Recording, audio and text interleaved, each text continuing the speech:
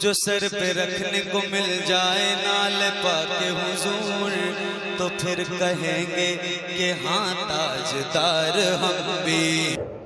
خواجہ عثمان ہروری جو خواجہ غریب نواز کے پیر و مرشد ہیں، آپ فرماتے ہیں کہ جب پوری دنیا بستر پہ سوئی رہے اور اس وقت آپ اللہ رب العزت کی عبادت میں لگے ہیں، حضور کو یاد کر رہے ہیں، اس کا مطلب ہے کہ آپ پر خصوصی توجہ ہے اللہ رب العزت کی۔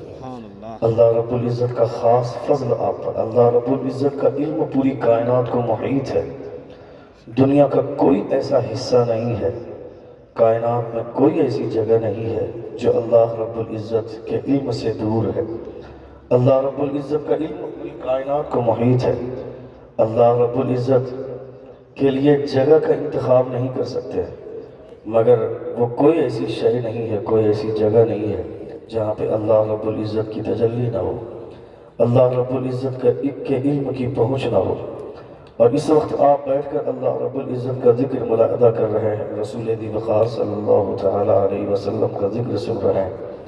ہندوستان کا وہ خوبصورت نقیب زبان اور بیان کے لحاظ سے، کتاب اور قلم کے حوالے سے، شعر و شاعری کے حوالے سے، طلاقت لسانی اور تکلم اور نطقیت کے حوالے سے جن کی ایک انوکھی شان ہے، اسے دنیا ڈاکٹر حسن رضا اطہر بکاروی کے نام سے جانتی ہے۔ آپ ان کی نقابت ملاحظہ فرما رہے ہیں۔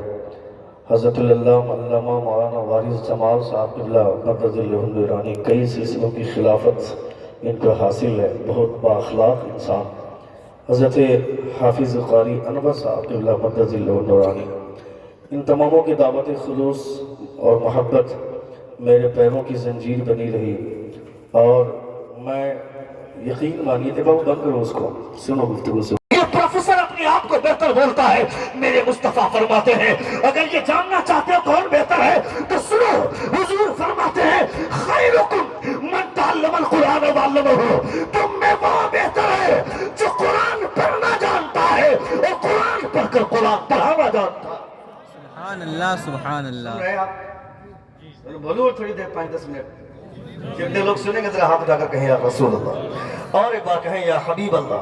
اقرأ بسم ربک الذی خلق، read with the name of your sustainer who created the human being from the blood color، پڑھو اپنے رب کے نام سے جس نے خون کے لوتھڑے سے تمہیں پیدا فرمایا۔ آج پوری دنیا قرآن کو مٹانے کی بات کر رہی ہے، مسلمانوں کو مٹانے کی بات کر رہی ہے۔ ابھی آپ نے دیکھا کچھ دن سے ہندوستان کا ایک بہت بڑا عالم جو ناموس رسالت کے حوالے سے اپنی پہچان بنا چکا تھا، مفتی سلمان اظہری، صرف ایک چھوٹی سی بات پر پولیس ان کو یہاں سے وہاں، وہاں سے وہاں اور یہاں سے وہاں، ابھی سابرمتی جیل کے حوالے سے خبر آ رہی ہے۔ میں کہتا ہوں قصور کیا ہے ان کا قصور صرف اتنا ہے کہ حضور کی محبت میں بات کہی تھی۔ ناموس رسالت، اس سے ہزار طرح کی باتیں، اس سے زیادہ زہریلی باتیں کہی گئیں، مگر اس کے اوپر کچھ نہیں ایکشن لیا گیا۔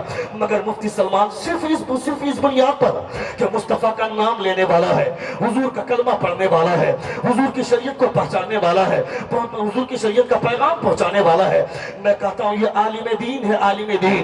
تمہیں اس بات کا احساس نہیں ہے، علماء چاہے جیل کے اندر رہیں یا جیل کے باہر رہیں، مصطفیٰ کے دین کا پرچم رکنے والا نہیں ہے، مصطفیٰ کے دین کا کام ہوگا۔ تمہیں کیا لگتا ہے حضرت علامہ سید ابو الحسنات جنہوں نے تفسیر حسنات لکھی ہے، 7 جلدوں میں یہ کتاب مشتمل ہے، تفسیر حسنات، یہ جیل میں لکھی گئی کتاب ہے۔ میں کہتا ہوں جیل میں رہے یا جیل کے باہر رہے، جب دین کا کام کرنے والے علماء رہیں گے، ہمارے علماء نے تو یہاں تک فرمایا جب ایک عالم اور دوسرا جاہل ہو اور ان دونوں کو جیل میں جانے کی بات کرے تو عالم کو جیل لے جایا جائے، اس لیے کہ جاہل کو اگر جیل میں لے جاؤ گے تو ممکن ہے کہ وہ ممکن ہے جہل کی بنیاد پر کوئی خدا کے سامنے کوئی غلط کلمات کہہ دے، مگر عالم اگر جیل میں جائے گا تو وہاں جا کر بھی حضور کے دین کو پھیلائے گا، مصطفیٰ کے دین کو لوگوں تک پہنچائے گا۔ حضرت عزیز مصر حضرت یوسف علیہ السلام و تسلیم جیل میں رہے تو اللہ رب العزت کے دین کا کام کیا انہوں نے، اور جیل میں جتنے بھی قیدی تھے سبوں کو اللہ رب العزت کی وحدانیت کا اقرار کروایا۔ علامہ ابو الحسنات نے تفسیر احمدی لکھی جیل میں، حضور قائد اہل سنت علامہ عبد القادری نے زیر و زبر جیل کے اندر لکھی ہے، علامہ پیر کرم شاہ زری نے تفسیر ذیل قرآن جیل میں لکھی ہے۔ میں کہتا ہوں علامہ شمس الدین سرخسی رحمۃ اللہ تعالی علیہ، انہوں نے ایک مسلمان بادشاہ کے خلاف فتویٰ دیا تھا، ان کو زندہ خشک کنویں میں ڈال دیا گیا، اوپر سے سلیب ڈال دیا گیا، اور ان کا شاگرد اوپر بیٹھ کر مسئلہ پوچھتا تھا، وہ کنویں کے اندر بیٹھ کر کے اس کا جواب دیتے تھے۔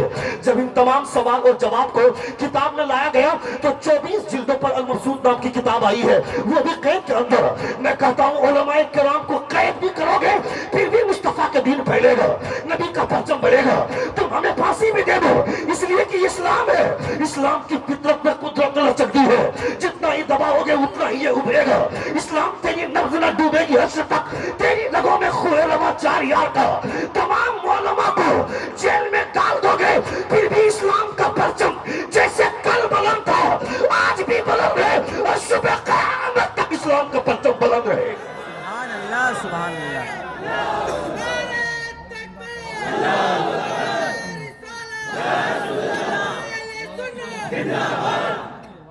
صبح قیامت تک اسلام کا پرچم بلند رہے گا، نہیں روک سکتے ہو۔ تمہاری نظر میں تو اسی وقت سے مفتی سلمان اظہری صاحب چڑھے ہوئے تھے جب وہ ظالم مصطفیٰ جان رحمت کے خلاف بول رہا تھا، قرآن کے خلاف بول رہا تھا۔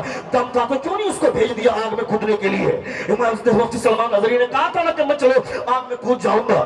یہ ایسے ہزاروں بار ہوئے ہیں۔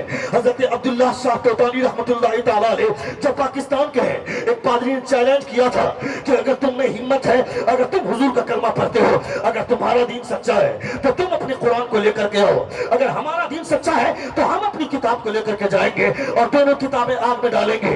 دیکھتے ہیں جس کی کتاب جل جائے گی اس کا دین جھوٹا ہوگا، جس کی کتاب باقی رہ جائے گی اس کا دین سچا ہوگا۔ حضرت عبداللہ شاہ توتانی فرماتے ہیں انہوں نے محسوس کر لیا کہ یہ ظالم کوئی ایسی کیمیکل کو لائے گا اور اس کیمیکل کی بنیاد پر وہ آگ میں ڈالے گا اپنی کتاب کو کیمیکل لگا کر، اس کی کتاب نہیں جلے گی۔ اور اگر قرآن مقدس کے تعلق سے یہ کوئی غلط بات بولے گا تو حضور کے دین کے تعلق سے لوگ غلط نہ سن لیں گے۔ حضرت عبداللہ شاہ توتانی رحمت اللہ تعالی فرماتے ہیں کتاب کو سامنے لے کر کے آگ میں ڈالنے کی بات کیا کرتا ہے؟ اپنی کتاب کو لے کر تم آگ میں چلو، میں بھی اپنی کتاب کو لے کر کے آگ میں جاتا ہوں، اور یہ کہتے ہیں کہ آگ میں چھلانگ لگا دی۔ جس طرح حضرت ابراہیم آگ کے اندر مسکرا رہے تھے، حضرت عبداللہ شاہ توتانی مسکرا رہے تھے۔ لوگوں نے دیکھا اور یہ کہا کہ جب محمد کے کلمہ پڑھنے والوں کی طاقت کا یہ عالم ہے تو محمد کی طاقت کا عالم کیا ہوگا؟ محمد کی طاقت کا عالم کیا ہوگا جب ان کے گدا بھر دیتے ہیں شاہان زمانہ کی جھولی۔ محتاج کا جب یہ عالم ہے مختار کا عالم کیا ہوگا؟ رسول دی وقار صلی اللہ علیہ وسلم کا لاکھ لاکھ شکر و احسان ہے کہ ہمارے سینے میں حضور کی محبت ہے۔ میں مسلمانوں سے کہنا چاہتا ہوں خبردار تمہیں موت سے ڈرنے کی کوئی ضرورت نہیں ہے۔ مسلمان موت سے ڈرنے لگا اس لیے یہ ساری پریشانیاں آ گئی ہیں۔ تم کو اس بات سے اس چکر میں پڑھنے کی ضرورت کیا ہے؟ تمہارا تو ایمان اور عقیدہ اس بات پر ہے کہ جب تک خدا کا حکم نہیں ہوتا ہے موت آ ہی نہیں سکتی۔ بے شک بے شک۔ زور سے جب تک خدا کا حکم نہیں آئے گا موت نہیں آ سکتی ہے۔ حضرت علی رضی اللہ تعالیٰ عنہ سے کسی نے پوچھا اے علی تمہارے اتنے سارے دشمن ہیں تو کسی کو اپنا باڈی گارڈ کیوں نہیں رکھ لیتا ہے؟ حضرت علی فرماتے کس نے کہا کہ میرا باڈی گارڈ نہیں ہے؟ کہا کون ہے آپ کا باڈی گارڈ؟ حضرت علی فرماتے میرا باڈی گارڈ میری موت ہے۔ جب تک موت کے آنے کا وقت نہیں ہوگا یہ موت میری حفاظت کرے گی، اور جب موت کے آنے کا وقت ہوگا تو کوئی مصیبت آنے سے پہلے یہ موت مجھ کو گلے لگا لے گا۔ حضرت علی فرماتے ہیں اس لیے میں کہنا چاہتا ہوں کہ مسلمانوں کو موت سے نہیں ڈرنا چاہیے۔ کون دنیا میں ہمیشہ رہنے کے لیے آیا ہے؟ کون دنیا میں ہمیشہ رہے گا؟ کوئی ہمیشہ رہنے کے لیے نہیں آیا، ہمیشہ رہنے والی جگہ تو وہاں ہے۔ اللہ رب العزت نے قوم عاد کو اتنی طاقت عطا فرمائی تھی، قوم سمود کو اتنی طاقت عطا فرمائی تھی۔ آج جو دنیا کا سب سے لمبا آدمی ہے، سب سے ٹالسٹ مین ہے، وہ ترکی کا قاسم سلطان ہے۔ اس سے پہلے امریکہ کا ایک آدمی تھا روبرٹ فیڈلور جو 8.8 اس کی ہائٹ تھی، یعنی ہندوستان پوری دنیا کا سب سے لمبا آدمی وہ امریکہ کا روبرٹ فیڈلور جو ریکارڈڈ ہیومن ہسٹری میں ہے، اس کا نام درج ہے، اور ابھی قاسم سلطان ہے۔ اس کی لمبائی 8.8 ہے، مگر قوم عاد کو جب اللہ رب العزت نے پیدا فرمایا ان لوگوں کی منیمم جو ہائٹ تھی 28.28 اس کی ہائٹ تھی، اور اس کی میکسیمم جو ہائٹ تھی اس کی جو لمبائی تھی 300 فیٹ۔ کبھی اندازہ کیا آپ نے 28 فیٹ کی لمبائی کیا ہوتی ہے؟ 300 فیٹ کی لمبائی کیا ہوتی ہے؟ جب ہم مکان بناتے ہیں تو ہمارے مکان کیسے بنتے ہیں؟ سیمنٹ ڈالتے ہیں، اینٹا جوڑتے ہیں، اس کے بعد دھیرے دھیرے دیوار بناتے ہیں، اس کے بعد پلر کھڑا کرتے ہیں، اس کے بعد چھت ڈالتے ہیں، تب ہمارا مکان بنتا ہے۔ مگر قوم عاد وہ طاقتور قوم ہے جو پہاڑوں کا سینہ چیر کر مکان بناتی تھی، اور پہاڑوں میں ہی رہتے تھے یہ لوگ۔ اللہ رب العزت نے ان لوگوں کو دھمکایا، یہ کہتے ہوئے اللہ رب العزت نے سزو توبیق کا مظاہرہ فرمایا۔ خدا فرماتا ہے وَتَتَّخِذُونَ مَصَانِعَ لَعَلَّكُمْ تَخْلُدُونَ، مکان تو ایسا بنا رہے ہو جیسے کہ اس میں ہمیشہ رہنا ہے۔ اللہ رب العزت نے جن لوگوں کو 600 سال کی عمر دی، 700 سال کی عمر دی، اللہ رب العزت نے ان لوگوں سے کہا ایسا مکان بنانا جیسے ہمیشہ رہنا ہے۔ ہماری عمر تو 60 سے 70 سال میں سمٹ جاتی ہے، پھر میں کس بنیاد پر یہ سوچوں کہ مجھے ہمیشہ رہنا ہے؟ کوئی ہمیشہ رہنے کے لیے نہیں آیا ہے، مگر میں کہتا ہوں جب 4 دن ہی رہنا ہے تو مصطفیٰ کے نام پر کیوں نہیں جئیں گے؟ حضور کے نام پر کیوں نہیں زندہ رہیں گے؟ حضور کے نام پر زندہ رہیں گے۔ جو حضور کے نام سے الگ ہو جاتا ہے وہ مر جاتا ہے تو مر جاتا ہے، مگر جو حضور کے نام پر زندہ رہتا ہے وہ مر بھی جاتا ہے تو امر ہو جاتا ہے۔ اللہ رب العزت ایسے لوگوں کو زندگی کی جاویدانی عطا فرماتا ہے۔ تم نے نہیں دیکھا کہ حضرت حنظلہ رضی اللہ تعالیٰ عنہ شب زفاف کا عالم ہے، سہاگ رات کی منزل ہے، تو جسم قرب کی منزلوں سے ہمکنار ہونے والا ہے، تو روحوں کا اتصال ہونے والا ہے۔ اچانک ڈھنڈورچی کی آواز آئی، قال قال رسول اللہ اذهبوا الى الجہاد، نبی نے فرمایا چلو جہاد کی طرف۔ حضرت حنظلہ بستر سے اٹھ کر بستر چھوڑ کر کھڑے ہو جاتے ہیں، اپنی بیوی سے کہتے ہیں میری شریک حیات، بولو ایک بار زور سے کہیں یا رسول اللہ، ایک بار زور سے کہیں یا حبیب اللہ۔ 5 سے 7 منٹ کے اندر گفتگو ختم کر رہا ہوں، آپ آزاد سن رہے ہیں الحمدللہ، بہت اچھے لوگ ہیں، ایک بار زور سے کہیں یا رسول اللہ۔ حضرت حنظلہ رضی اللہ تعالیٰ عنہ اپنی بیوی سے فرماتے ہیں میری شریک حیات، میری شریک حیات سن لو، میں نے تمہارے ساتھ نکاح کیا، مگر حضور کا اعلان سننے کے بعد ایک مومن کا بستر پہ پڑے رہ جانا یہ اس کی غیرت ایمان کے خلاف ہے۔ اگر چاہو تو ابھی طلاق لے لو، ورنہ اللہ رب العزت کی مرضی پر قائم رہو۔ بیوی دروازے پر نکلنا چاہ رہے تھے، حضرت حنظلہ دامن پکڑ کر بیوی کھڑی ہو جاتی ہے، کہا میرے سرتاج دنیا کی زندگی فانی ہے، اس میں حصہ دار بنا لیا، عقبہ کی زندگی جاویدانی ہے، اس سے الگ کر رہے ہیں۔